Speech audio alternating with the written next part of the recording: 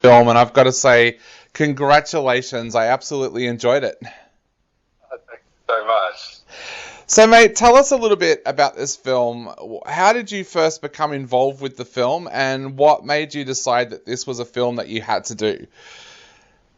It's actually kind of ridiculous timing.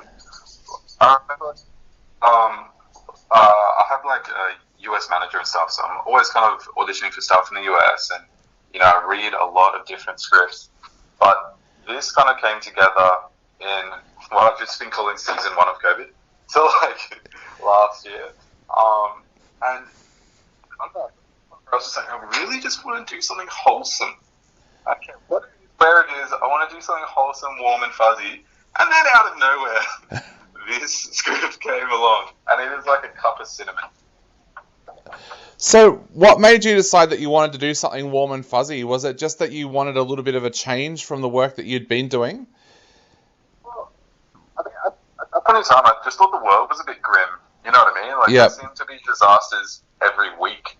Um, at some point last year, so I was like, I just want to do something wholesome. And then yeah, work-wise, like I've had a couple of jobs that like this streak of dying.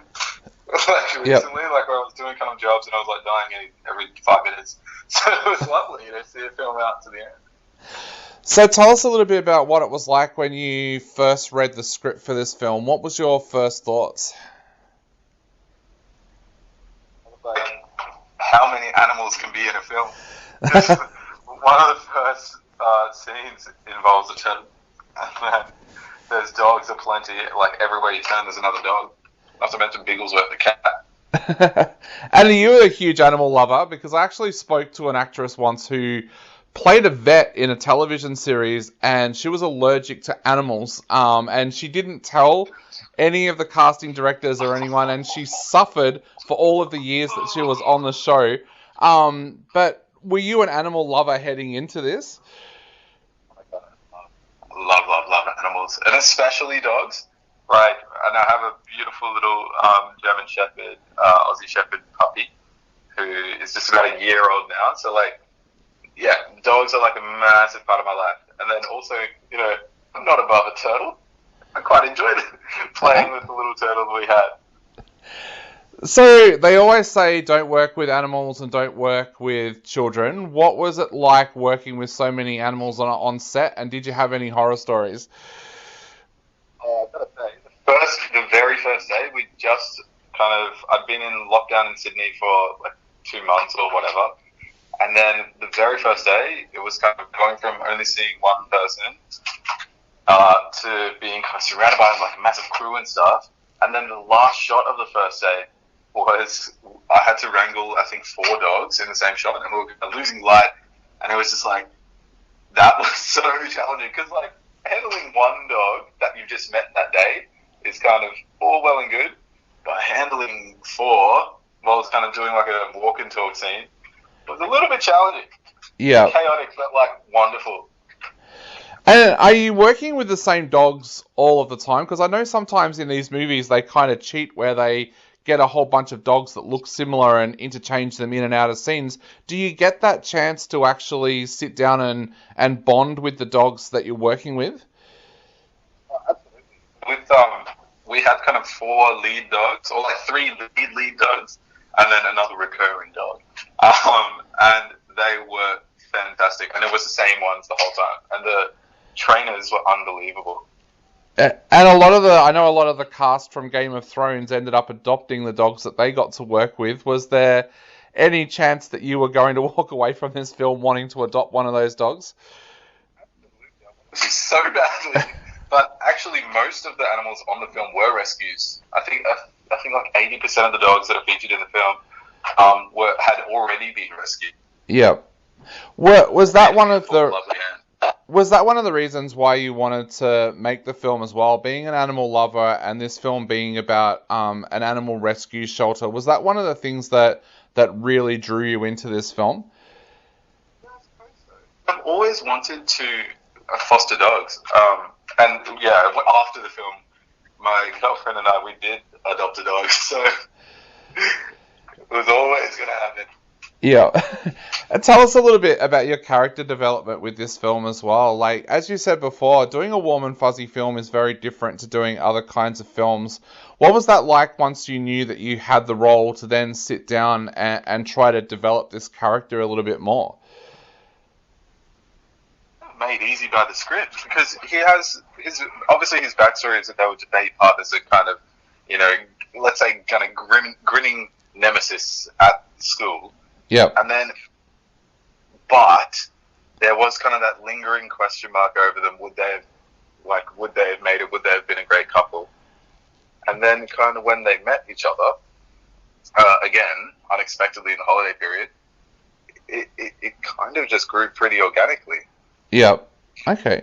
So you mentioned before a little bit about reading a lot for roles in America. How has COVID kind of affected that? Because I would imagine that at the moment it'd be very difficult for an Australian actor to get a role in a US production and have to travel to the US to do it. Well, actually, there was definitely a period like that. So let's say um, March last year to maybe June last year, there was heaps of confusion. But then what actually happened is it created a massive backlog. So studios in America and production houses in America actually kind of got behind. And I would say like now there's even more opportunity than before because everyone's trying to make up for like literally lost time. Yep. And then in terms of an Aussie going over there, um, I've had a couple of, I mean, I've had a couple of friends kind of flying back and forth through the pandemic anyway, because if you are booking a job from here for there, you've already kind of proven yourself to be an exception to the rule. Yep. Yep. And so, yeah, it's still quite possible and happens quite a bit. And has it helped as well with so many US productions having to come to Australia? I know that for part of last year I was working on the Gold Coast and there were so many US productions going on the Gold Coast. Has that helped Aussie actors be able to get roles as well?